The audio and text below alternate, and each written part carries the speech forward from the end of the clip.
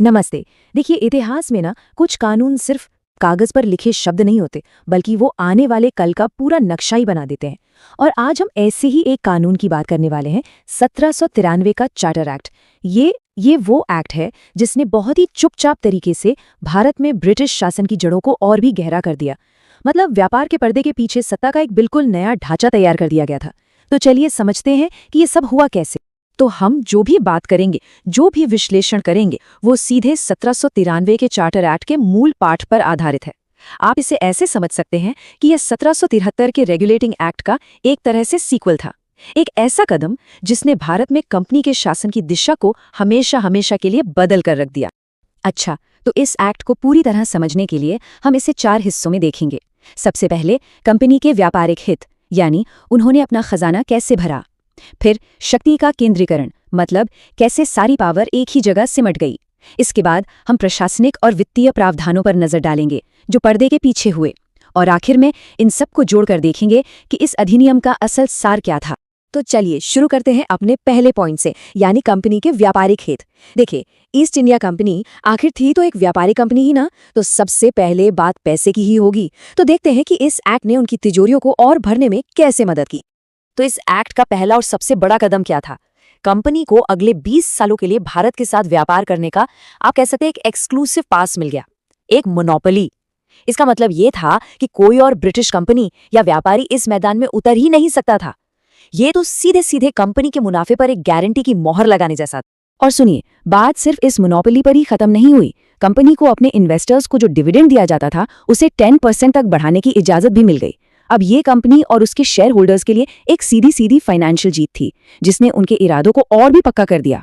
लेकिन जैसा मैंने कहा, ये एक्ट सिर्फ मुनाफे के बारे में नहीं था, ये सत्ता के बारे में भी था, पावर के बारे में। तो चलिए अब देखते हैं कि कैसे इस एक्ट ने शक्ति का पूरा संतुलन एक ही व्यक्ति के पक्ष में झुका दिया। इस एक्ट के जरिए गवर्नर जनरल को लगभग एक तानाशाह जैसी शक्तियां दे दी गईं। सोचिए, अब वो अपनी ही सलाहकार परिषद यानी अपनी काउंसिल के फैसलों को वीटो कर सकते थे, उन्हें रद्द कर सकते थे। इतना ही नहीं, मद्रास और बॉम्बे जैसी जो दूसरी प्रेसिडेंसीज थीं, उन पर भी उनका नियंत्रण और ज्यादा सख्त कर दिया गया। सीधे शब्दों में कहें तो अब गवर्नर जनरल जहां मौजूद होते, बस वहीं सत्ता का केंद्र बन जाता था। जरा इसे एक बदलाव के असर को समझिए। इसने सब कुछ बदल कर रख दिया। गवर्नर जनरल अब सिर्फ सलाह लेने के लिए मजबूर नहीं थे, वो ही अंतिम फैसला लेने वाले बन गए थे।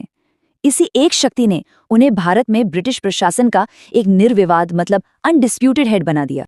तो ठीक है, पावर को तो एक जगह सेंट्रलाइज कर दिया गया, लेकिन सवाल ये है कि इस नई व्यवस्था को चलाने के लिए प्रशासनिक और वित्तीय ढांचे में क्या बदलाव किए गए।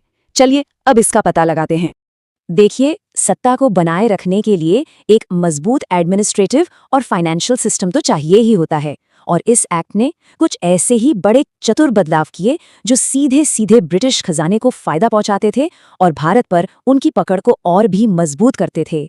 और ये शायद इस एक्ट के सबसे विवादास्पद यानी कॉन्ट्रोवर्शियल प्रावधानों में से एक था। लंदन में जो बोर्ड ऑफ कंट्रोल बैठता था, जो भारत के मामलों की देखरेख करता था, अब उसके सदस्यों और उनके स्टाफ का वेतन ब्रिटिश खजाने से नहीं बल्कि भारत के रेवेन्यू से दिया जाना था।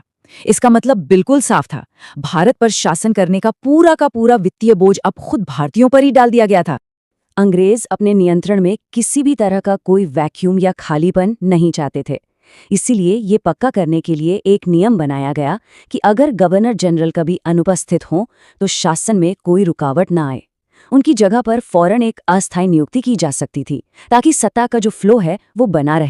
तो हमने व्यापार, शक्ति और प्रशासन, इन सभी अलग अलग पहलुओं को देख लिया। अब इन सबको एक साथ जोड़कर देखते हैं कि आखिर 1793 के इस एक्ट का असली सार क्या था, इसका असली मतलब क्या था।